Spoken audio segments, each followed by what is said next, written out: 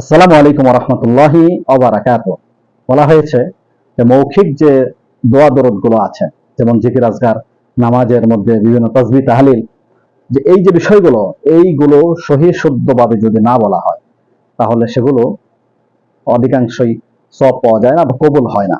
কিন্তু ব্যতিক্রম শুধু দোয়ার ক্ষেত্রে, যে বান্দা যখন আল্লাহ তাআলার কাছে হাত উত্তোলন করে দোয়া করতে থাকে, সে বাংলা ভাষায় হোক, সে ফ্রেঞ্চ ভাষায় হোক, সে ইংরেজি ভাষায় হোক, সে জার্মানি ভাষায় হোক, যে ভাষাই হোক, কিন্তু সে সেখানে তার নিজের মতো করে সে আল্লাহ তাআলার কাছে চাইতে থাকে, চোখের পানি ছাড়তে থাকে, কিন্তু কথাগুলো সেভাবে গোছানো হয় না বা শুদ্ধ হয় না বা ধারাবাহিকভাবে হয় না।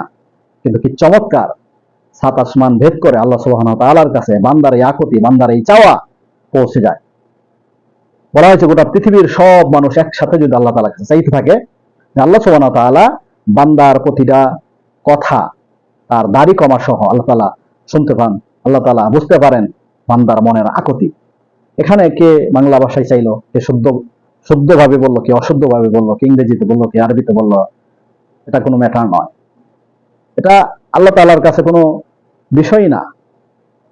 বান্দার মনের চাওয়া, চোখের পানি ছেড়ে দেওয়া দিয়ে তার মনের যে বিষয়গুলো আল্লাহ তাআলা বুঝে নেন, দাড়ি কমা সহ।